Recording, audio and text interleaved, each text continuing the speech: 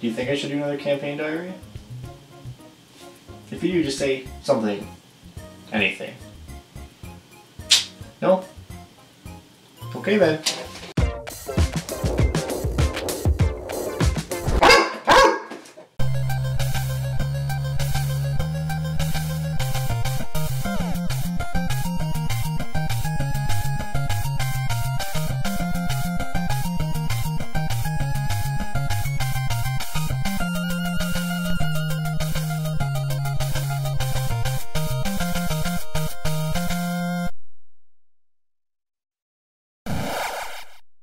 Well, it's been a super long time since we did one of these videos.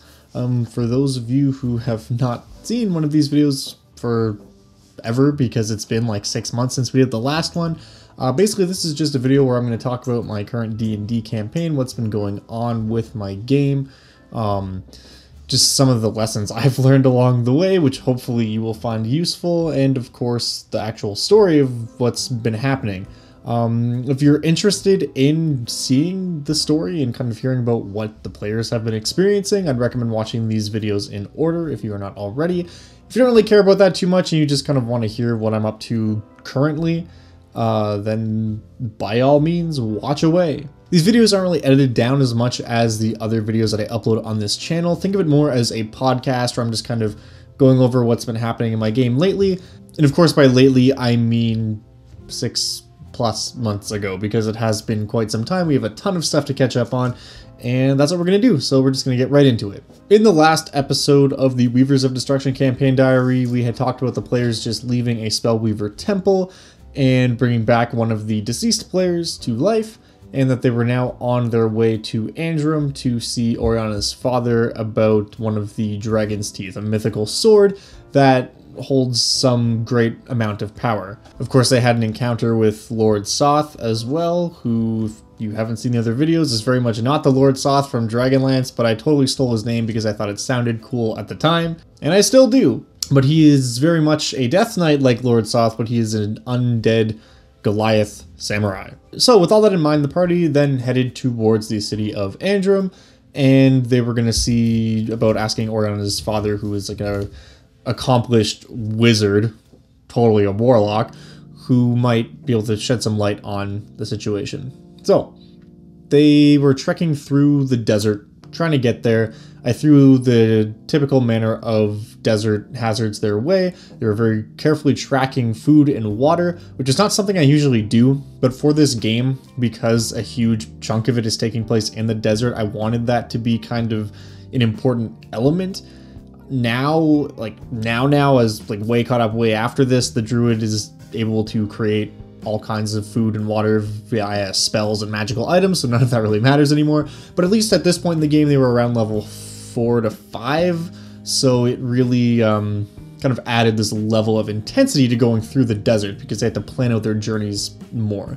And it also kind of helps add to this that we're using a calendar, so it helps track progression of time and just really sells the feeling, I guess, that I wanted to create of surviving in a world that wants to kill you.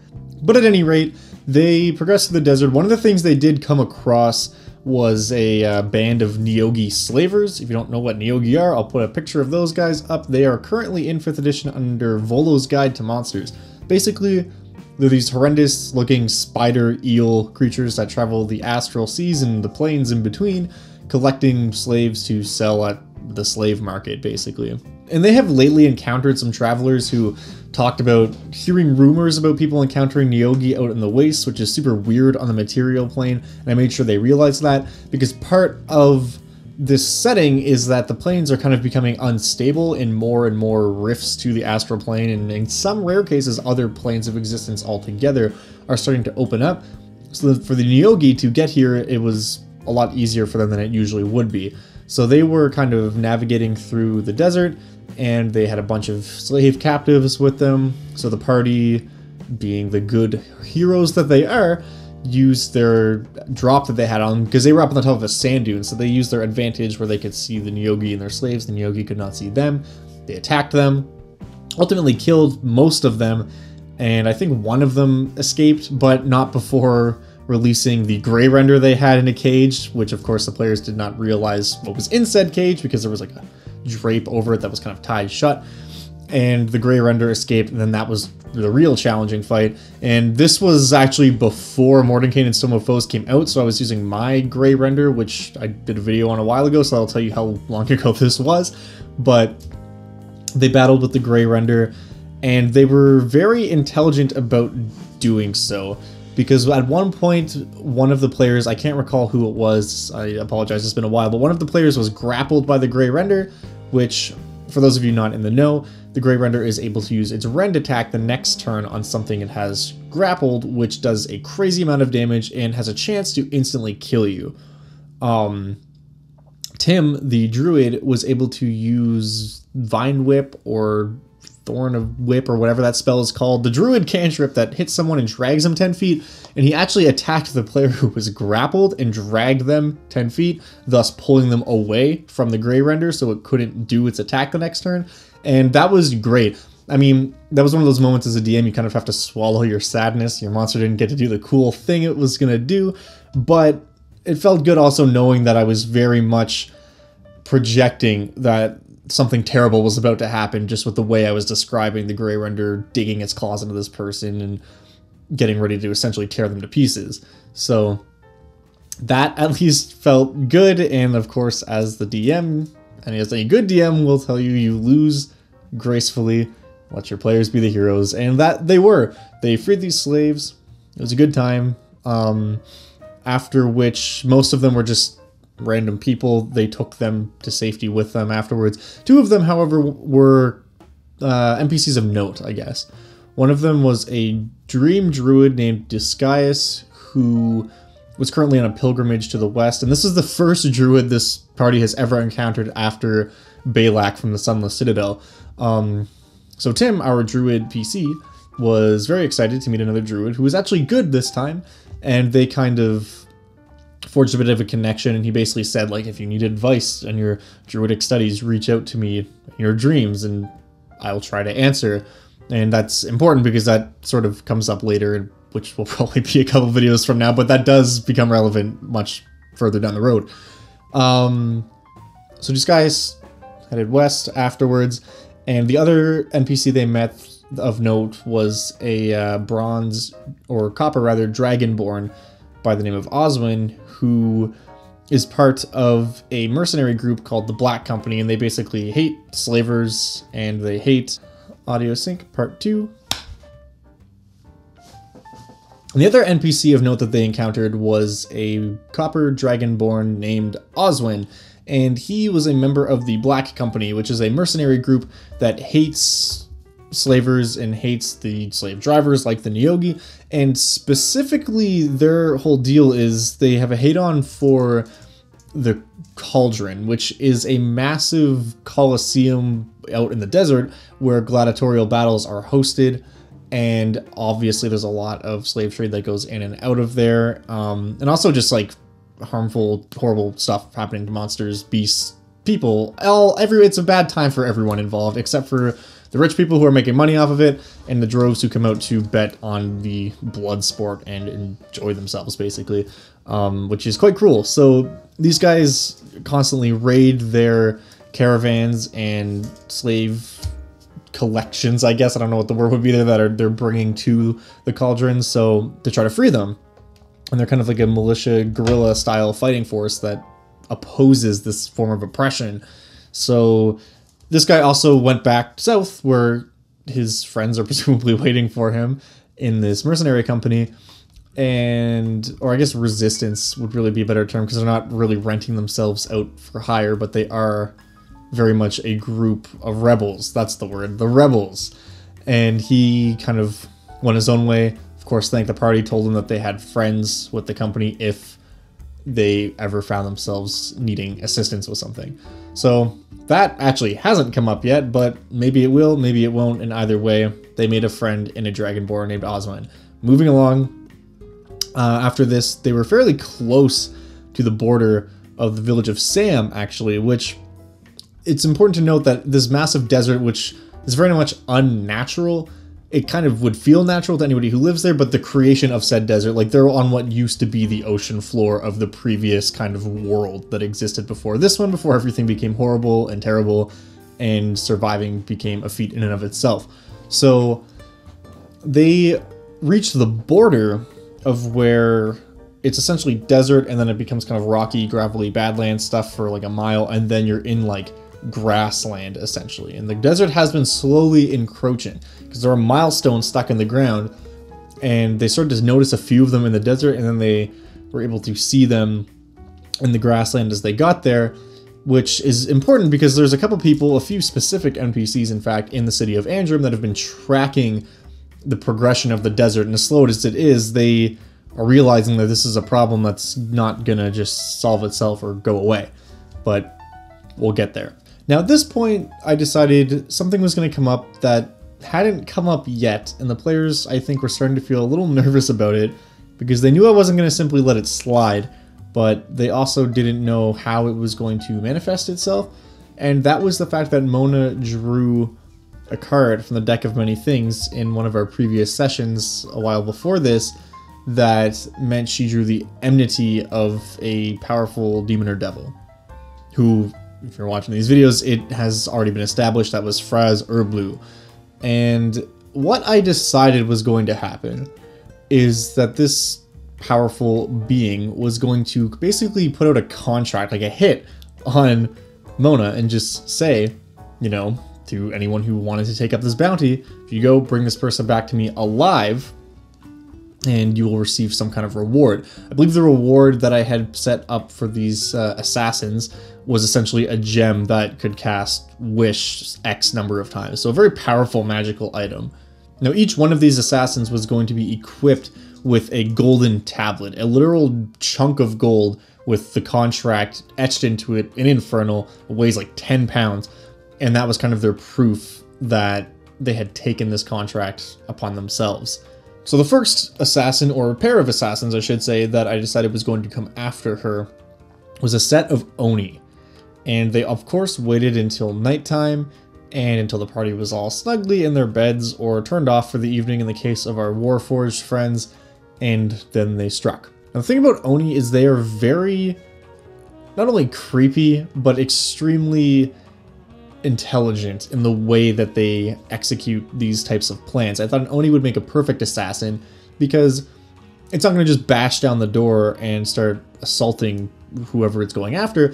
It kind of used some of its abilities to try to split up the party, like using its gaseous form to get into places that it wouldn't be noticed at first, and kind of using cantrips to create sounds to draw people into different places. And it was successful in isolating Mona, who was their prime target, in the back of the tavern. So basically it was a two-story building. Several of the party members were sleeping upstairs. One of them was downstairs still drinking with the barman. Another one of them was the Warforged. She was just outside in the front, kind of deactivated. And Mona was in the back of the tavern, and she was completely isolated from the rest of the group. And one of the Onis lured her back there and then struck. And of course, while that was happening, the other Oni used its invisibility to get inside the tavern and block the stairway so that everyone who was sleeping on the second floor had to get through her if they were going to go help their friend, basically. There's a 10-foot wide hallway, like down the stairs, and Oni are large, so it was able to block the entire thing. So what ended up happening is Mona was fighting an Oni one-on-one, and then Feldin, the dwarf who was on the bottom floor, jumped through the window to help her. So it was Feldin and Mona fighting one of the Oni in the back, and Oriana, Tim, and Beatonhater fighting the other Oni who was on the staircase kind of leading up to the second floor.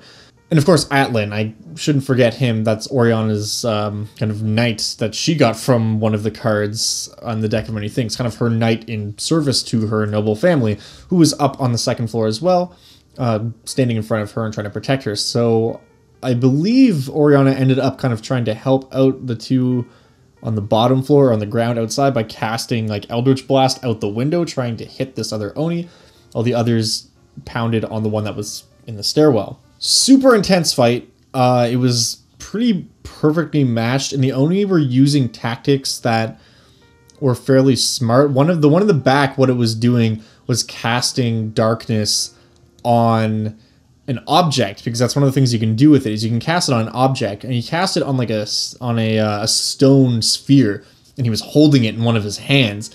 So the darkness followed him where he went. And I'm not sure if Oni can actually see through magical darkness or not. I don't think they can. If memory serves, I believe I gave them an item that allowed them to do so. But essentially what ensued here was a really intense battle. Several people going up and down. Lots of really interesting and tactical plays made on both parts.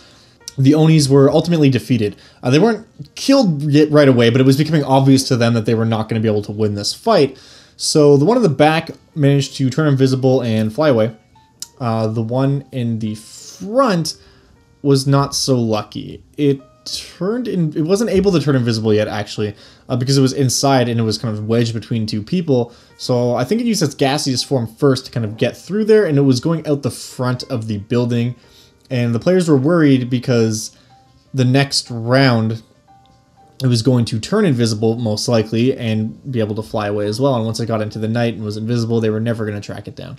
So what the party did, and by the party I mean Feldon did, was he took the Efreeti's bottle that they got from the Spellweaver Temple. Now this was an item that was randomly rolled by me on the table, and I said, you know what, screw it, let's give it to them anyways. They're kind of low level, they're like around 5 or 6 by this point. So they had an Efreeti's bottle, an Efreeti's lamp. What they did was he unleashed it in the back with the idea that the Efreeti... I should explain this. If you don't understand how an Efreeti's bottle works, you can summon the Efreeti once per day, you roll a percentile, and I believe there's a 10% chance that the Efreeti is able to grant you 3 wishes, and then it disappears. Of course, that's a whole danger in and of itself, because genie wishes are... I can make a whole video about that. There's an 80% chance that it will just simply obey your command, so you have like a CR 7 or 8 or whatever genies are monster fighting for you, which is fantastic. And there is a 10% chance as well that it tries to kill you for a certain number of rounds, and then it disappears.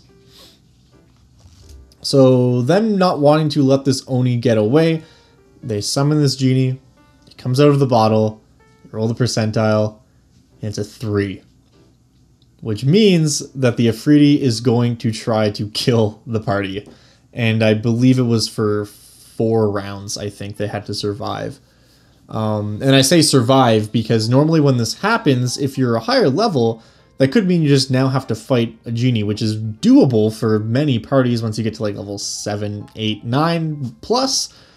But for a group of level 4 and 5 adventurers, an Efreeti is horrifying. It can do so much damage, and it has flight and all these powerful spells and abilities. It's just a nightmare. So I kind of wanted to go easy on them a little bit because I didn't want to just TPK them outright, but at the same time I didn't want them to not have to deal with this just because it's inconvenient. That's part of the item, is there is a 10% chance it ends up being terrible for you. And what was kind of the kicker here too is they had used the genie a few times before this, and they were nice to it, and they were thinking, oh, well, hopefully it will be kind to us. And you know, if it had have been a Jinn or a Marid or even a Dao potentially, but in a Efreet, it was hating every second of being in captivity. And while it may have been sweet with its words at the time, trying to play the long game to manipulate these people into releasing it, as it was now, it was ready to rampage and try to kill them. So back to trying to play it a little easy. Instead of causing the Efreet to just go crazy and start killing Feldon immediately, I had it summon a fire elemental, which I guess isn't really softballing because now there's 2 terrible creatures you have to fight, but it wasn't attacking right away. So the fire elemental is summoned. Half the party is running out the front of this tavern, which is now on fire because there's a fire elemental inside of it. The other half is out back trying to survive this Jinn encounter, or Efreeti encounter, and the party is just running, which is totally fair. By this point, I should also mention Beatonator managed to catch up to the fleeing Oni, who only had a couple hit points left, and he destroyed her. He was able to just take her down, upon which the party realized we didn't actually have to summon this thing, and now it was no longer trying to stave off these Onis, it was now trying to run for survival from an enraged Efreeti. The second thing the Efreeti did was cast Enlarge on itself and grow a size category. So we are now dealing with a huge creature made of fire, wielding a couple of extremely large scimitars with a fire elemental under its command, and everything is just burning to the ground. The party begins fleeing. The shorter version of this story essentially is that Atlan, Oriana's ward, stayed to fight the fire elemental to try to give everyone else a chance to get away. He was successful in doing that, but it ultimately cost him his life, which, as a tiefling, he had resistance to fire, so he was taking half damage from all of its attacks anyways, and it still wasn't enough. He did get downed by the fire elemental, and of course he also was on fire himself, and no one could get to him within a couple of rounds, and he just burned to death, which was really unfortunate. And this was actually a pretty sad moment for the party too, because I think they really liked Atlan. He was a fun NPC to run for sure, and it was an interesting dynamic between him and Oriana, and he basically fulfilled his purpose in protecting her at the cost of his own life. What then followed was a game of hide and seek between Mona and Beat and the fire elemental. They were hiding in some of the barns and other barn structures that were around this, because they were in a farming village, and the fire elemental was just looking for them, and of course setting everything on fire as it wandered through these fields. Meanwhile, on the other side, the Efreeti, who was enraged, was just smashing everything.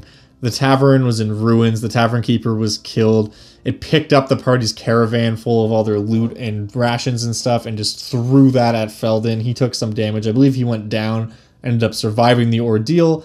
And then when the 4 rounds passed and the party survived, and the Efreeti just made its way out of town, kind of making a point of kicking over some of the small structures and that kind of thing, and just causing havoc before disappearing into the night. So it was a pretty intense trial, pretty intense combat.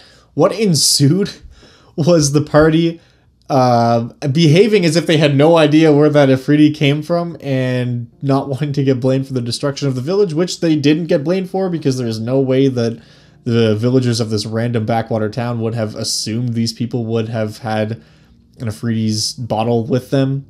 Plus, as this small, border town, it's not unusual for strangers to be passing through every single day, so there was no real connection to be made there. But the party, to their credit, did spend the next couple days helping everybody in the village, tending to the survivors who were wounded, and of course, by this time, the town guard from the nearby actual city proper came in, and they were trying to help out too. The takeaway from this ultimately was that Atlan died, and that ended up being the price that they paid for taking a risk with this very volatile item. It's not often you see it go wrong like that, especially at such a low level considering what the item is, but when it does, it's intense. And while there was a lot of tension and emotion running high in that session, at the end of the day, it's definitely something I think we all look back on and kind of fondly in a way. It was a good, epic event, I guess. It's just so typical, something that players would get into, and it's unfortunate it turned out the way it did, but it was definitely a memory made nonetheless. So with the ruins of Sam behind them, the party began venturing towards their ultimate destination, the city of Andrum, and I think that's ultimately where I'm going to leave the campaign diary so far, because we're already starting to get a little on the long side here. One thing I do want to mention, though, that I totally forgot to bring up, which I'll just quickly go over, was there was another encounter they had on the way to the village of Sam. I believe this was even before they encountered the slavers.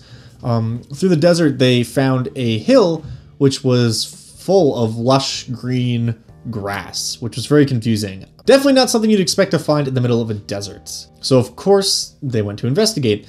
And what was on there, they found a lot of swords and kind of ancient weaponry from a war that clearly took place here at one time. And there was a massive corpse of a warforged titan. It was no longer active or alive, whatever word you want to use there, but its body was kind of half wedged into the ground of this still pretty verdant patch of land in the middle of the desert. So the players were very curious. They went up to investigate further, which is where they encountered a character who was created by one of the patrons over on the Discord. And this was one of my favorite NPCs. His name is Stiz. He is a Nilbog, which is the word goblin spelled backwards. It is an actual creature. It's been in pretty much every version of the game, but you can find it in Volo's Guide to Monsters. And Nilbogs are very interesting. The way they work is everything as you know it essentially functions in the opposite way around a Nilbog. So that's why he was living in this old Warforged carcass, and the whole hill around his home was full of lush green grass, even though it was in the middle of a desert, just because the energy around Nilbogs kind of reverses everything. And I definitely played a little fast and loose with the rules of how Nilbogs work in 5th edition, but the way I've always done it is essentially in order to kill a Nilbog, you have to cast healing spells on it, and to heal it, you cause damage to it by stabbing it or casting Eldritch Blast or something like that on it. They're just kind of wacky. This wasn't meant to be a combat encounter. It was a very interesting and probably one of my favorite sessions as far as roleplay goes, because I was doing this kind of goblin-y voice and talking to the players in reverse, because the way Nilbogs communicate is everything they say, they mean the opposite. So if he says, "Oh, come closer," he really means go away, I don't want to deal with you. And of course then didn't understand what the players were saying. I mean, maybe he understood, but was just messing with them. But when the players would talk to him, he would interpret it as if they said the opposite of what they were saying. So when he said, "Oh, we mean you no harm," the Nilbog kind of scuttled behind something and then cried, "Oh, come closer, I want you to stab me," something like that. And then eventually they caught on to what was happening and why it was happening, and it turned into this whole thing. It was very funny. The takeaway here was I believe they traded him some totally useless pieces of garbage that he said were very valuable to him. And he gave them some trash, which ultimately ended up being some gold pieces and some other jewelry that's worth some money. And he also gave them a minor magical weapon, and it was such a long time ago, I can't actually remember what it was. I think it was a dagger of poisoning, whatever the one in the Dungeon Master's Guide is that you can use an action to poison it, and it does a bit of extra damage. It was neat. It was a fun little encounter that we had, and the players had a great time. It ended up taking a really long time just trying to talk through everything being backwards. I would challenge you to use either a Nilbog or some other creature that you decide does something like that, because it's not easy and it's hilarious. We were all laughing and practically on the verge of tears just by how absurd the situation was. So Nilbogs definitely get a solid Dungeon Dad seal of approval, in my book at least. Anyways, thank you guys so much for watching. I do enjoy talking about my campaign. I'm going to try to bring this series back and keep up with it because I have so much material to talk about now. We'll see what happens with that. The last time I said that, it ended up being... We'll see what happens. No promises, because the last time I said that, it ended up being like 7 months. But we'll see what happens. In any case, I do really appreciate you guys swinging by to listen to me talk and rant, whatever you want to call it. I will see you in the next video. Until then...